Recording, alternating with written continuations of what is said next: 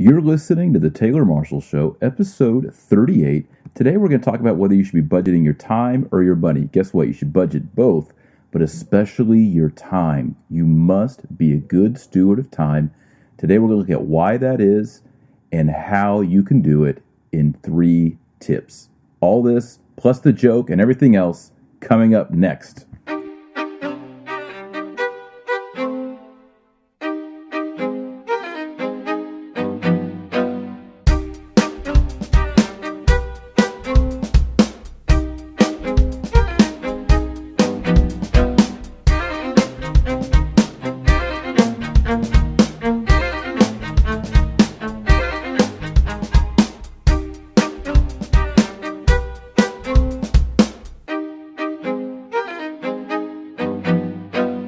Howdy, and thank you for tuning in to The Taylor Marshall Show. This is the podcast for everyone who wants to create daily habits and learn enough theology to take their faith to the next level. And my goal this week is to challenge you to reassess how you spend your time. Most people think constantly about money.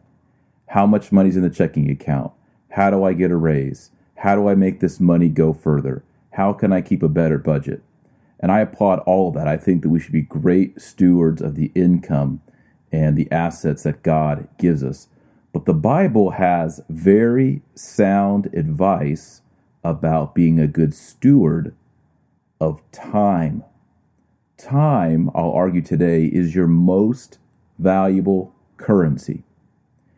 And in the show today, we're going to talk about how and why you should budget your time. I'm going to give you 3 practical tips.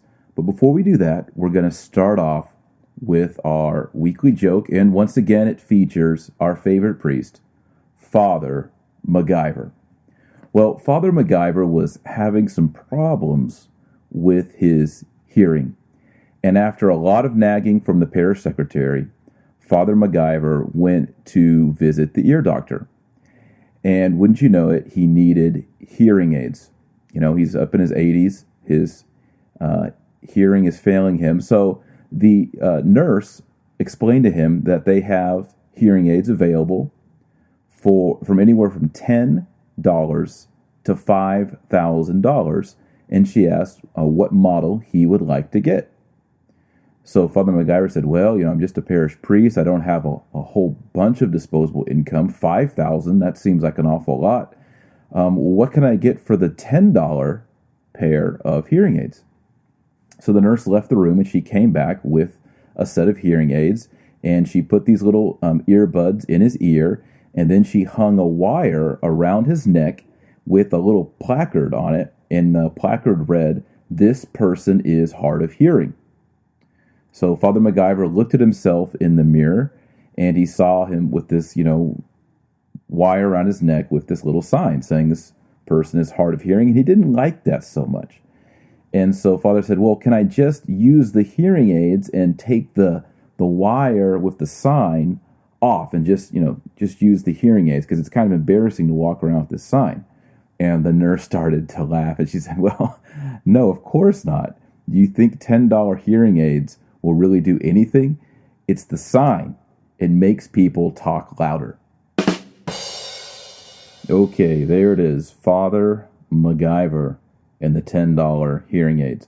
Well, we'll move on to our proverb of the week. And this is one of those rare occasions when I choose something proverbial that's not in the book of Proverbs. And in fact, I'm going way out on a limb this week, and I'm choosing a so-called proverb, right? A little fortune cookie of wisdom from Scripture from the book of Psalms.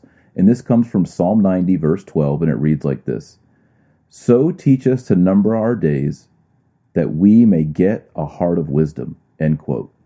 Teach us to number our days, that we may get a heart of wisdom. If we want to acquire wisdom, Sophia in the Hebrew, Chokmah, if we want to become a wise person, as the Proverbs tell us we should be, to be true saints, we must number our days. In other words, we must budget our time. You must realize that you only have so many years, months, days, minutes, and seconds. How will you spend that time? We're going to look at that in our featured segment, How and Why to Budget Your Time, coming up right now. Back when I was working for the Catholic Information Center in Washington, D.C., it was a great opportunity. We were just a few blocks from the White House, and we had all sorts of, great, amazing Catholics, theologians, philosophers, intellectuals coming through there. It was a wonderful opportunity, but I found that I was working a lot.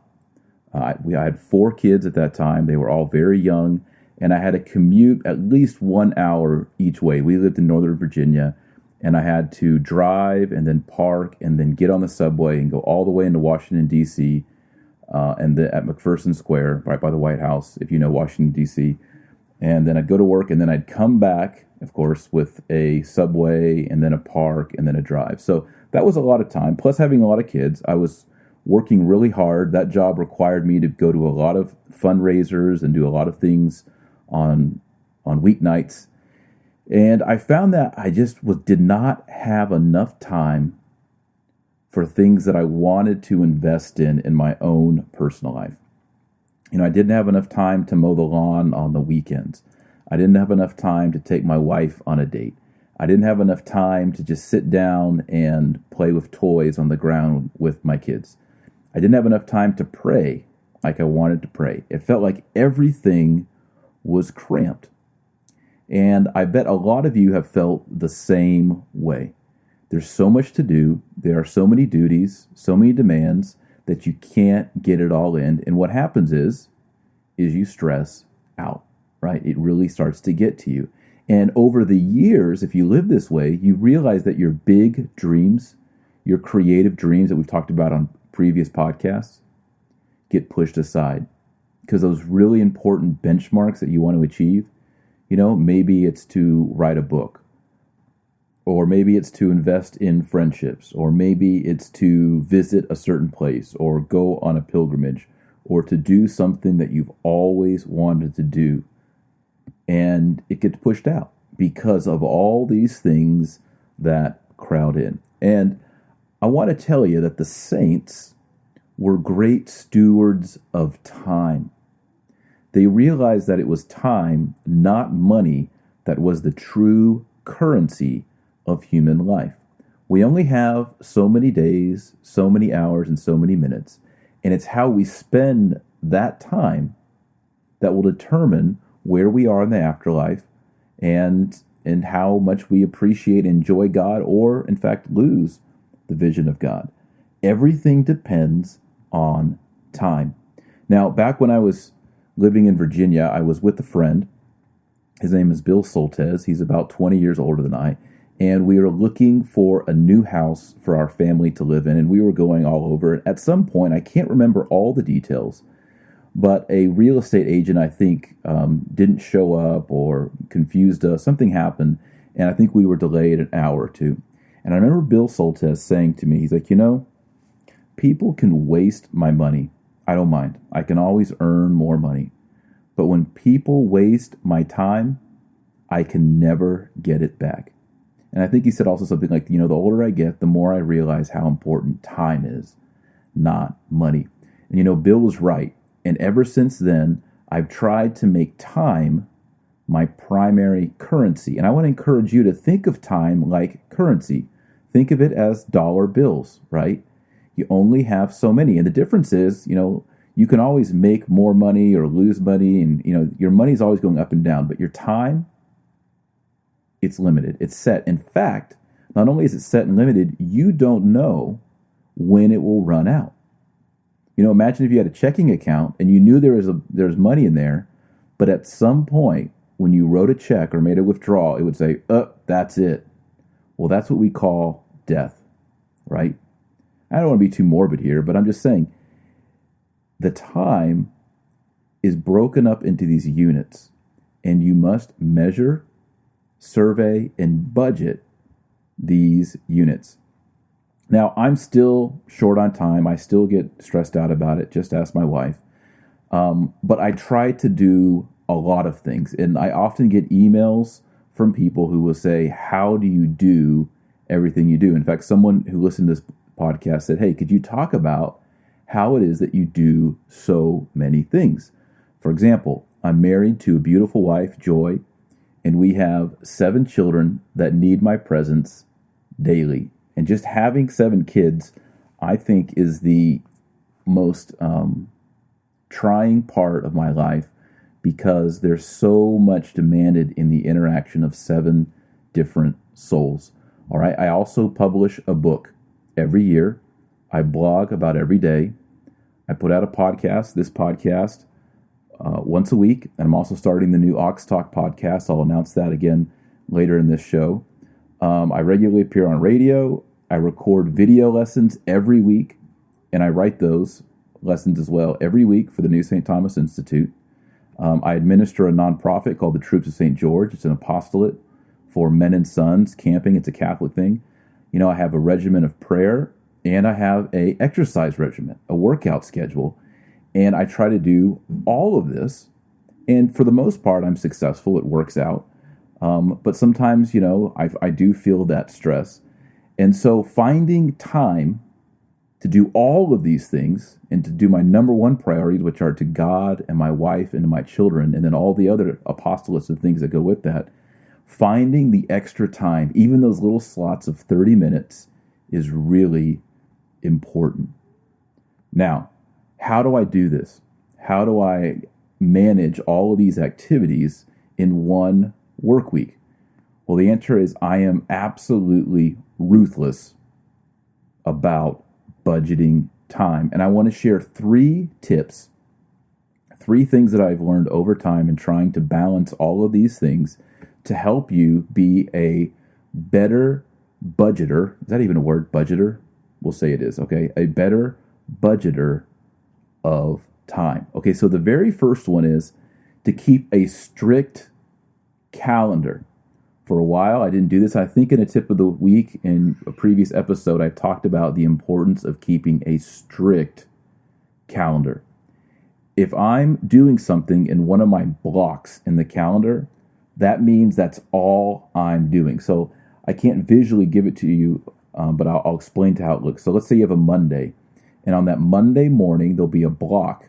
It's a 2-hour block, and it's write blog posts. And that's all I'm going to do. At 9 o'clock, I move into that phase. I'm going to write 1 to 3 blog posts right then. Okay. On Tuesday afternoon, there's a big block, record podcast. And that's all I'm doing in that block. And there's other blocks like this all throughout the week.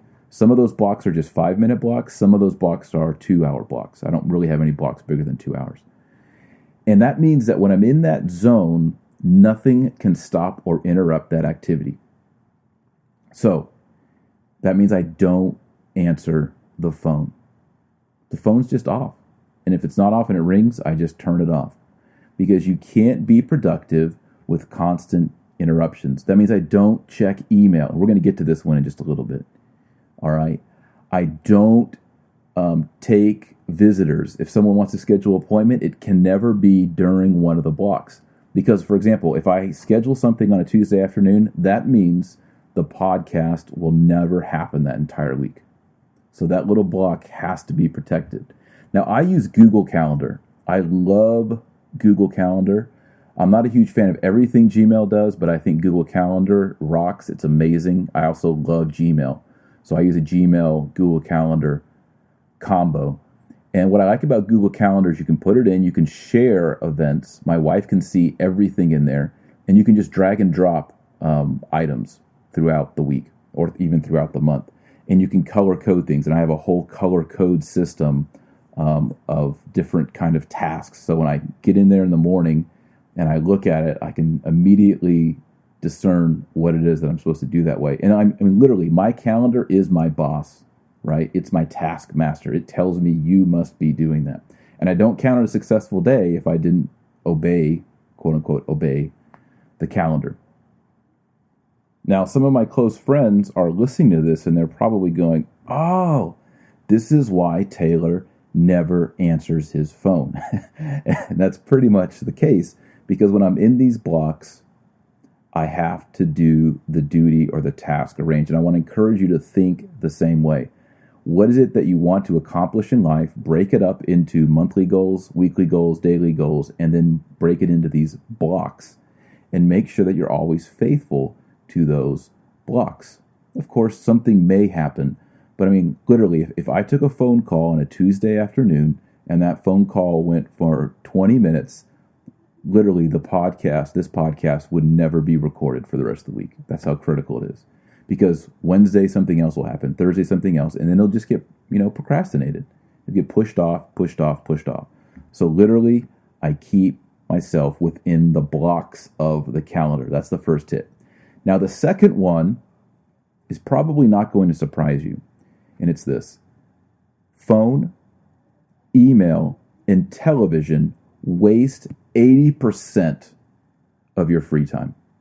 Time that you could be doing huge tasks, time that you could be doing profound things that are going to change the world, that are going to change the souls of your children and your friends and your spouse.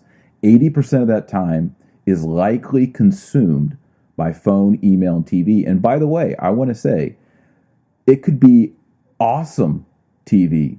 It could be EWTN or amazing documentaries or whatever. Emails could be really good emails that are important, that are reaching out and helping people and answering questions. Same with phone calls, right? You could be reaching out and helping people and answering questions and getting that human connection through the human voice. All of that is great and it's good. But if it's not properly understood, not properly budgeted within a calendar, it's like weeds in a yard.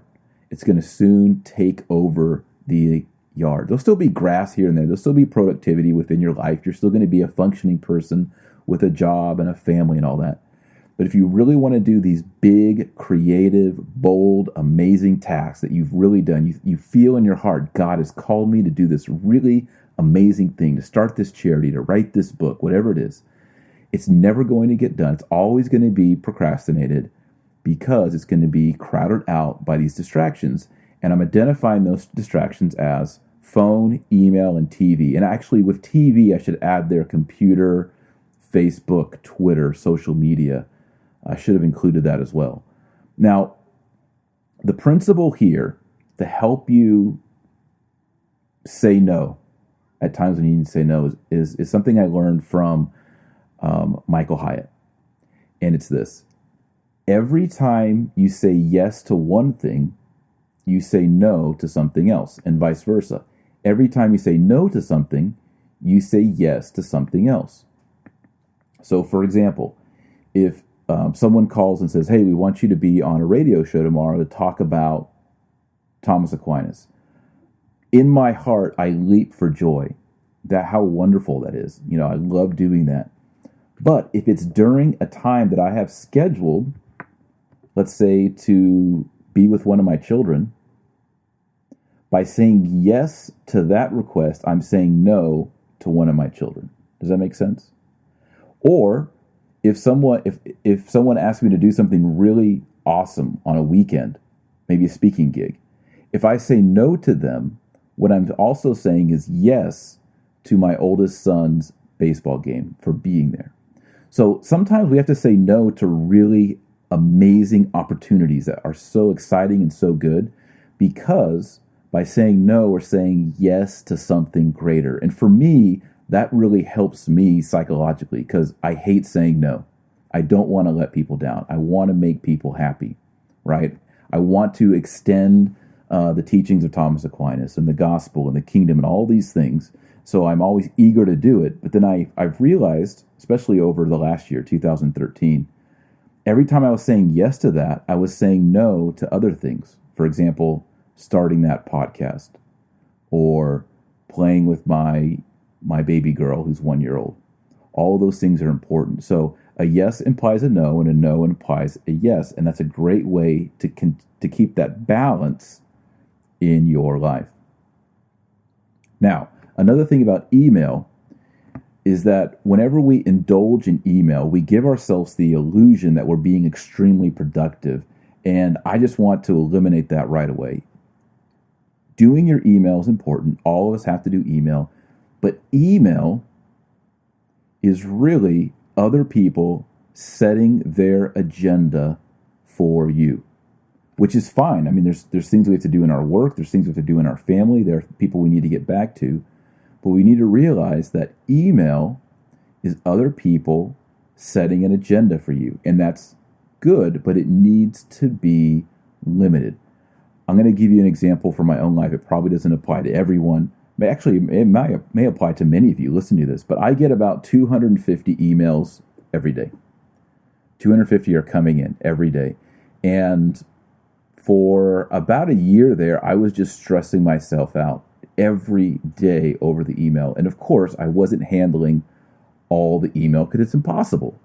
Let's just say if you got 250 emails coming in and you spend 1 minute reading it and replying to it, which is really not enough time, right? But let's just say you gave 1 minute to each email. You're very efficient. That's still 250 minutes a day. In other words, to handle all that email be 250 minutes. It's over 4 hours straight without a break. No human being can do such a thing. It's ridiculous, right? So you have to limit the email. You have to have a system where it's filtered.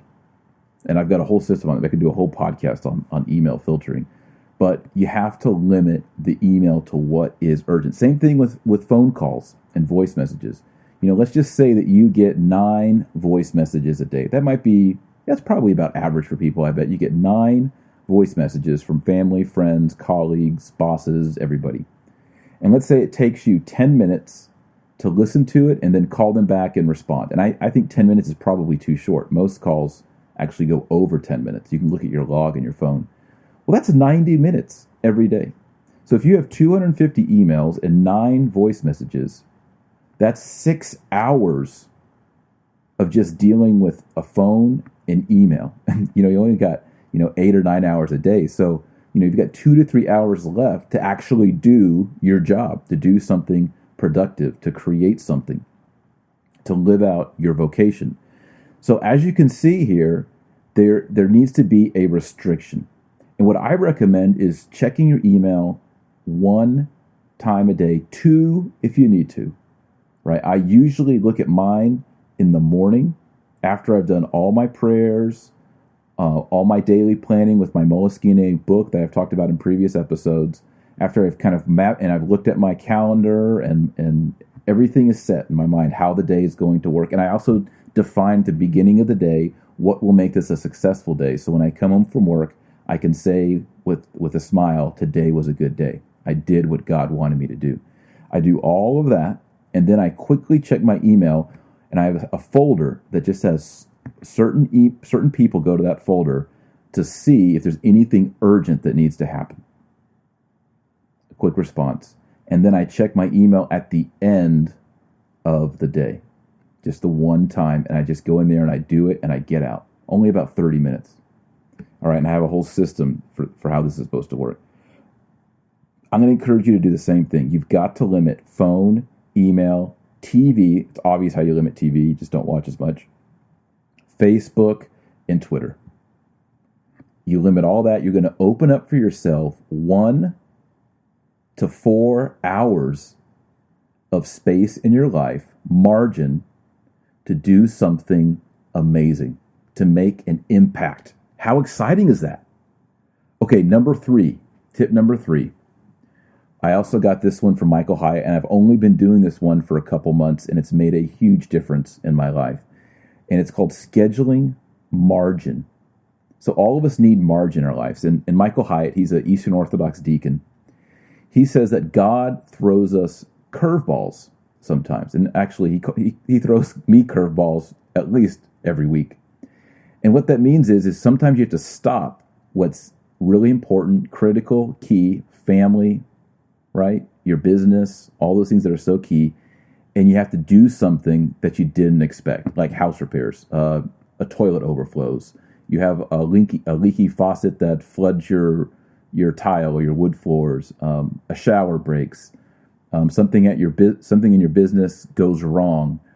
A child gets sick. You get sick. A spouse gets sick. Suddenly you find out that your child has a school project due in 3 days and you've got to hustle and help them do that. Or maybe a neighbor needs something, or a neighbor's sick, or a neighbor needs you to drive them somewhere. So these things kind of come in, and we sometimes think of them as intrusions. But I don't think that's the best way to think about it. I think it's best to think of them as curveballs from God. He's throwing us these curveballs, and if we're in the right state of mind and we've practiced, we can hit those curveballs out of the park. But we need to schedule time for the curveballs. And see, what I was doing before is I was scheduling out my week like 90%, like the blocks I mentioned. But what happened is there was always a child that got sick, or Joy would get sick, or something would happen at the house that I'd have to work on, and that means that things wouldn't happen. And so what I learned in this principle from Michael Hyatt is schedule open windows where there is nothing for the curveballs.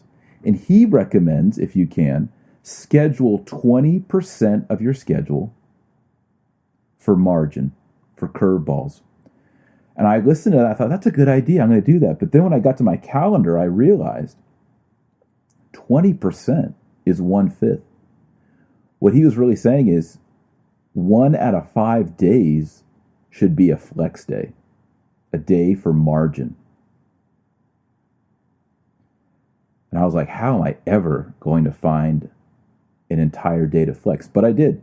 I began to scoot, I began to adjust, and now I have, not fully, but almost a full day in my schedule, which is just for curveballs, just for emergencies, just for margin. Because with our family especially, 7 kids, someone's getting hurt, someone's going to be sick, there's going to be a school project, there's going to be a test, there's going to be extra homework, there's always something extra. And I've got to be able to respond to that instead of thinking of it as an intrusion and getting stressed and getting angry and upset. I can now say, you know what? I've got a little time to handle this. I can help you with that project because I've got an extra hour here. Or yeah, I know we're sick and that's okay because I'm going to go get takeout and I'm going to stay home for half of tomorrow because I've scheduled this margin into our lives. And let me tell you something, that brings so much peace because you've scheduled time for the curveball. And I think this honors God because what you're saying is God, I'm not in charge ultimately of my life. I can make this calendar. I can line up all these appointments, right? I can try to do all these projects for you. But ultimately, there's going to be things that you send into my life that I cannot control. And I'm just acknowledging that from the beginning. I'm going to acknowledge that my life is not fully in my hands and that there's a little bit of, what I don't know what we call it. I don't know. I was going to say chaos, but that's not true because God's still in charge. There's an unknown. There's a mystery. That's it. I like that. There's a mystery in my life, and I'm just going to accept that not everything's going to be perfect every single week. In fact, I'm going to assume that nothing is going to be perfect in the week. And I'm going to be in the mindset and have the time to handle it. Okay, so that's the third one. Schedule margin. And just like me, I was really intimidated by scheduling to 20% of margin. And to be realistic, most people, and again, I'm not even at 20% margin in my life scheduled. If you have family and you have work, it's going to be hard to schedule that much. But how about this? Why not start off scheduling 5 or 10% margin? Can you work that into your week so that you can do your house repairs and spend some time with one of your children? Schedule that in, and then maybe over 8 weeks, begin to blow that out and maybe bring it to 12, 15. But you got to be very intentional because everything's going to crowd and try to take it over. And I'm just going to add one thing at the end. This is bonus tip number 4, bonus tip. But commuting, driving in your car, can be one of the most time-sucking experiences in your life. Last year, I would commute at least 1 hour to and from work, and it was horrible. Now, I've changed all that, be really intentional, and now I drive about 1 minute to and from. But commuting, whether you're driving your kids to school and picking them up as a mom, or you're driving to work and driving back, really reassess if it's worth it. Count up all the hours. Let's say it's an hour there, an hour back. I counted that up. That's 10 hours a week in the car where I'm not doing any work and I'm not with my family.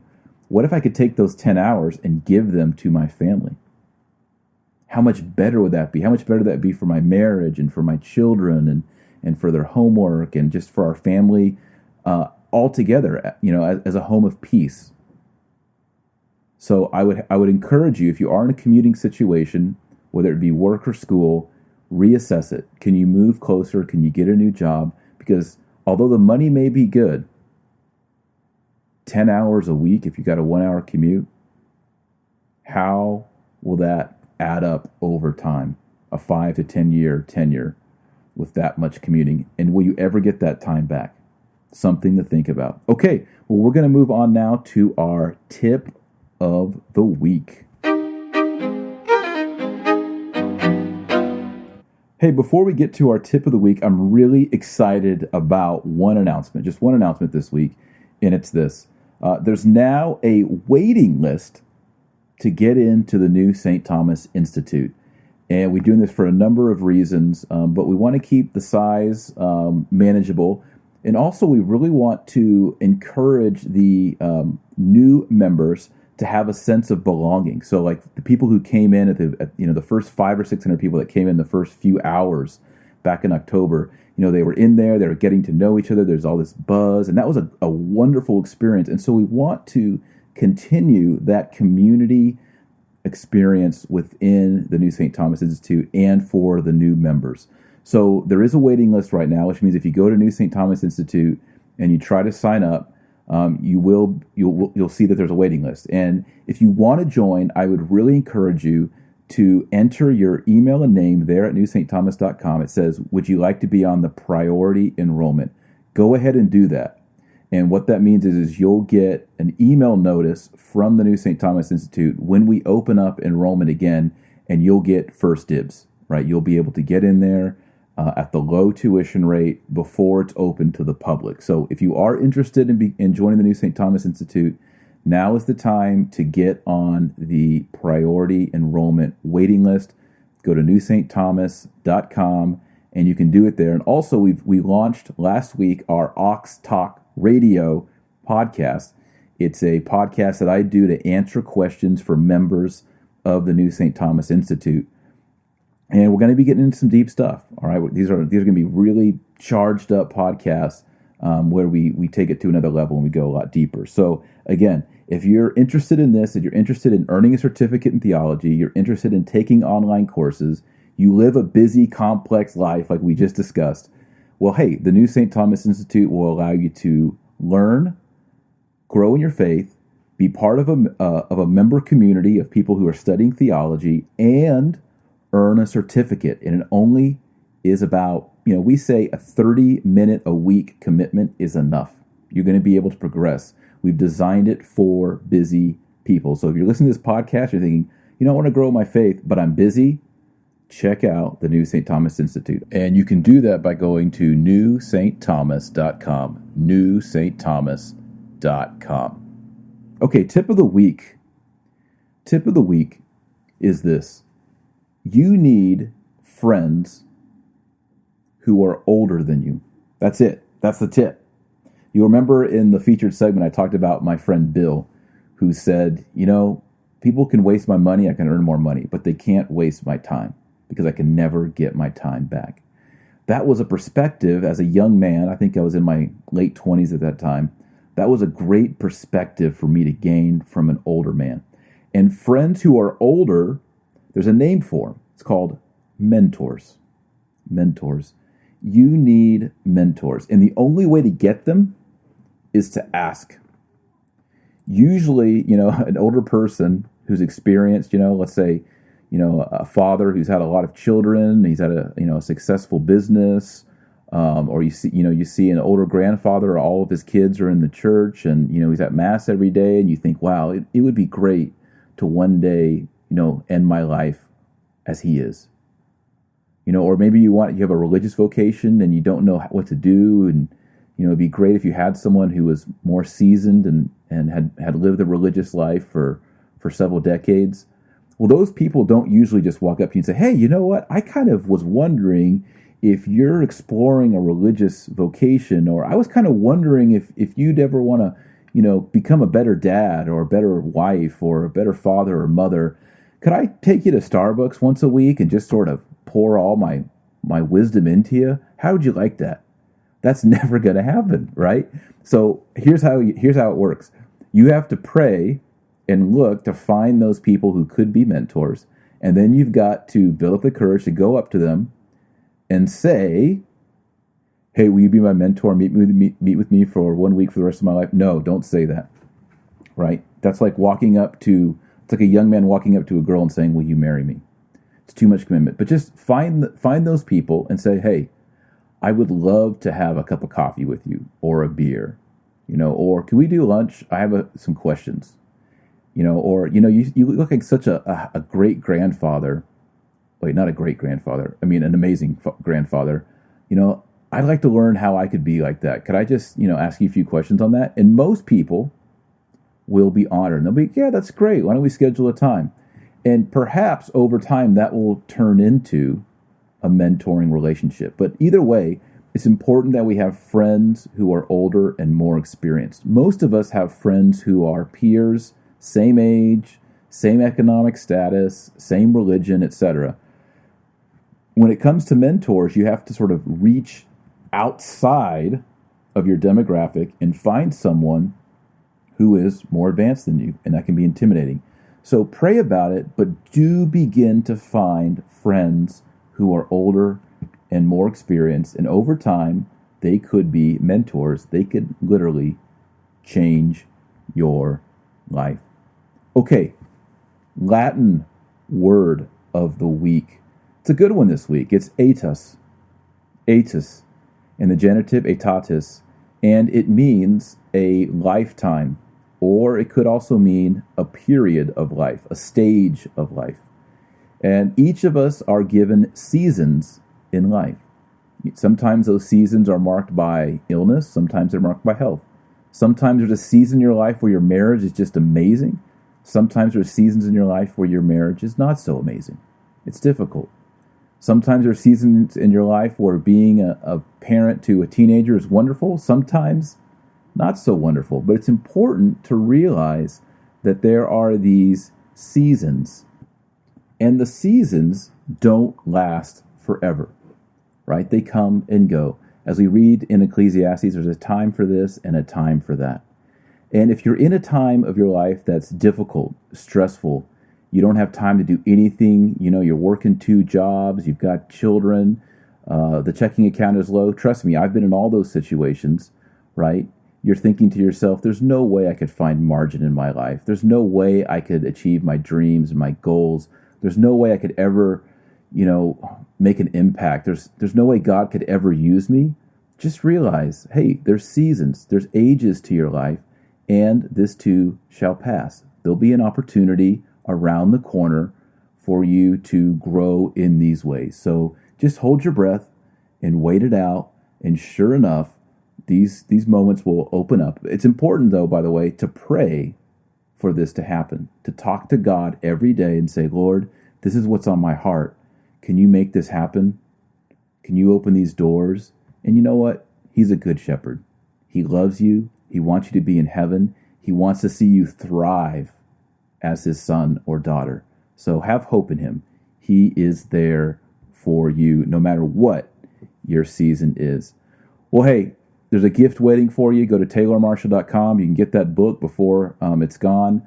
Thomas Aquinas in 50 pages. It's a free ebook for you. Go to taylormarshall.com and download it.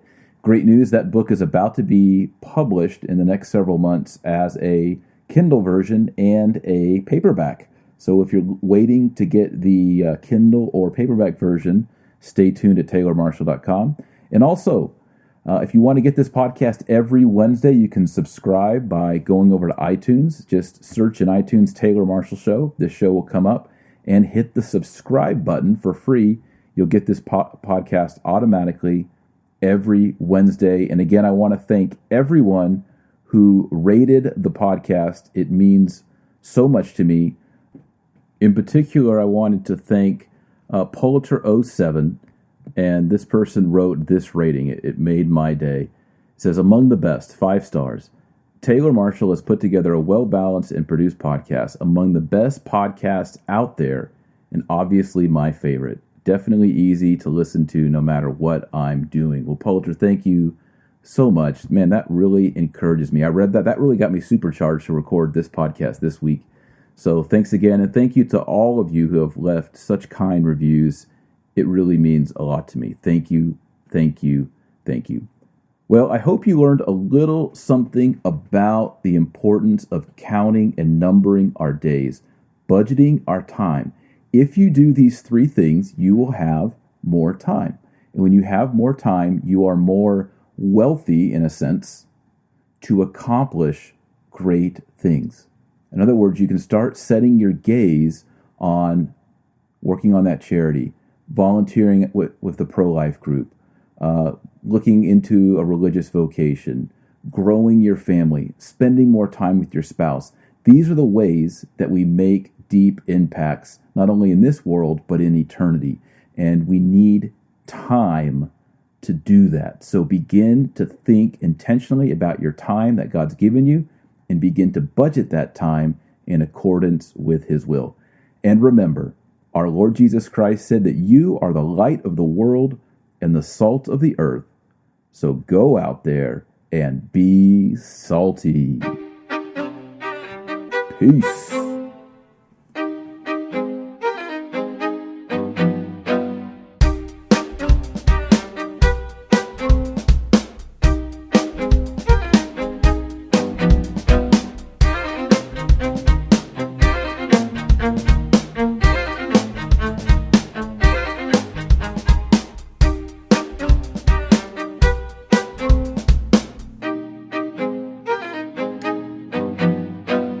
In Ephesians chapter 5, St. Paul said, redeem the time, for the days are evil. So there it is.